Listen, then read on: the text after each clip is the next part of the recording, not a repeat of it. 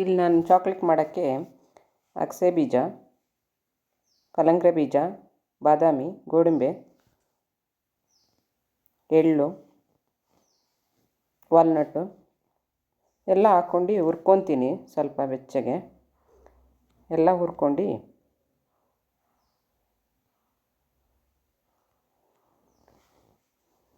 ಸಪ್ರೇಟಾಗಿ ಹುರ್ಕೊಬೋದು, ಒಟ್ಟಿಗೆ ಹುರ್ಕೊಬೋದು. ನಾನು ಸ್ವಲ್ಪ ಅದೊಂದು ಸ್ವಲ್ಪ ಇದೊಂದು ಸ್ವಲ್ಪ ಸಪ್ರೇಟ್ ಹುರ್ಕೊಂಡಿದ್ದೀನಿ. ಉಗುರು ಬೆಚ್ಚಗಾದರೆ ಸಾಕು.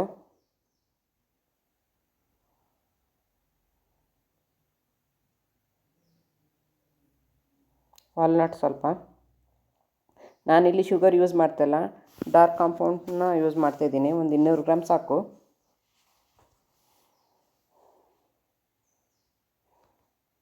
ಇದೆಲ್ಲ ಸ್ವಲ್ಪ ನಾನು ಖರ್ಜೂರ ತೊಗೊಂಡಿದ್ದೀನಿ. ನಿಮಗೇನೇನು ಇಷ್ಟ ಅದನ್ನು ತೊಗೋಬೋದು. ಸ್ವಲ್ಪ ಮೆಲ್ಟ್ ಮಾಡ್ಕೊತೀನಿ. ಬಿಸಿನೀರು ಮೇಲ್ಗಡೆ ಇಟ್ಟರೆ ಒಂದು ಬಟ್ಲಲ್ಲಿ ಮೆಲ್ಟ್ ಆಗುತ್ತೆ ನೋಡಿ. ಈಗ ಆಗ್ತಾಯಿದೆ. ಇನ್ನೂ ಸ್ವಲ್ಪ ಹಾಕಬೇಕು. ಮೆಲ್ಟ್ ಆಗೋಷ್ಟೊತ್ತಿಗೆ ನಾನು ಖರ್ಜೂರ ಮತ್ತು ಇದನ್ನೆಲ್ಲ ಹಾಕ್ಕೊಂಡು ಪೌಡ್ರ್ ಮಾಡ್ಕೊತೀನಿ. ದಪ್ಪ ದಪ್ಪ ಪೌಡ್ರ್ ಮಾಡ್ಕೊಳ್ಳಿ.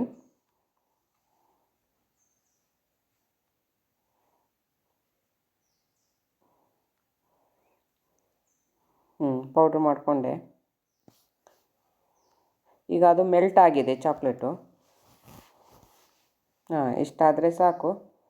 ಇನ್ನು ಸ್ವಲ್ಪ ಬೇಕಾದರೆ ಆಗಲಿ. ನಿಮಗೆ ಈ ವಿಡಿಯೋ ಇಷ್ಟ ಆದರೆ ಲೈಕ್ ಮಾಡಿ, ಶೇರ್ ಮಾಡಿ, ಸಬ್ಸ್ಕ್ರೈಬ್ ಆಗಿ.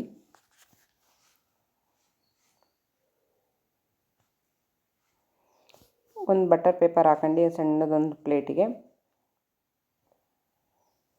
ಚಾಕ್ಲೇಟ್ ಫಸ್ಟು, ಆಮೇಲೆ ಪೌಡ್ರ್ ಮಾಡ್ಕೊಂಡಿದ್ವಲ್ಲ ಅದನ್ನು ಹಾಕ್ಕೊಂಡು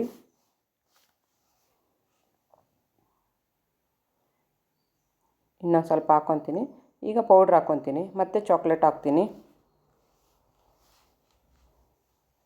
ಮಕ್ಕಳಿಗೆ ಅಂಗಡಿಯಲ್ಲಿ ಚಾಕ್ಲೇಟ್ ಎಲ್ಲ ತಂದು ಕೊಡೋ ಬದಲು ಈ ಥರ ಮಾಡಿಕೊಟ್ರೆ, ನಾವು ಯಾವುದ್ರಲ್ಲಿ ಮಾಡಿದ್ದೀವಿ ಅಂತಲೂ ಗೊತ್ತಾಗಲ್ಲ ಮಕ್ಕಳಿಗೆ. ಮಕ್ಕಳು ಚೆನ್ನಾಗಿ ತಿಂತವೆ. ಈ ನೆವದಲ್ಲಾದರೂ ಮಕ್ಕಳಿಗೆ ನಾವು ಎಲ್ಲ ಬೀಜಗಳನ್ನು ತಿನ್ನಿಸ್ಬೋದು.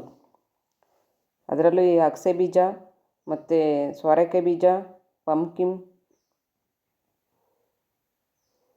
ಇದನ್ನು ತಿನ್ನಿಸಿ ತುಂಬ ಒಳ್ಳೆಯದಾಗುತ್ತೆ ಮಕ್ಕಳಿಗೆ. ನೋಡಿ, ಇದರೊಳಗೆ ಚಾಕ್ಲೇಟ್ ಇದೆ, ತಿಂತಾರೆ. ನಾವು ಅದರೊಳಗೆ ಹಾಕಿರೋದನ್ನೇನಾರು ನೋಡ್ತವಾ? ಇಲ್ಲ, ಡ್ರೈ ಫ್ರೂಟ್ಸ್ ಅಂತ ಅಂದ್ಕೊತವೆ. ತುಂಬ ಚೆನ್ನಾಗಿರುತ್ತೆ. ನಾನು ಇನ್ನೊಂದಕ್ಕೆ ಖರ್ಜೂರ ಮತ್ತು ಪೌಡ್ರನ್ನ ಮಿಕ್ಸ್ ಮಾಡಿ ಹಾಕಿದ್ದೆ. ಅದನ್ನು ಒಂದು ಬೌಲಿಗೆ ಹಾಕಿ ಇನ್ನೊಂದು ಬೌಲಿಗೆ ತೋರಿಸ್ತೀನಿ ನೋಡಿ.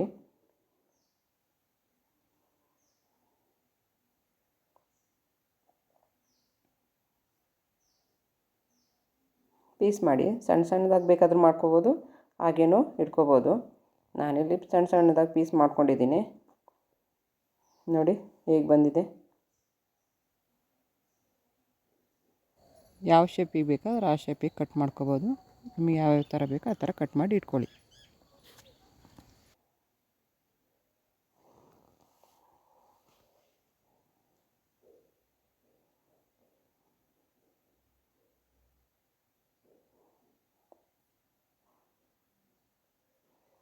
ಖರ್ಜೂರ ಮತ್ತು ಇದು ಹಾಕಿದ್ನಲ್ಲ ಆ ಬೌಲಲ್ಲಿ ನೋಡಿ ಹೀಗಿದೆ.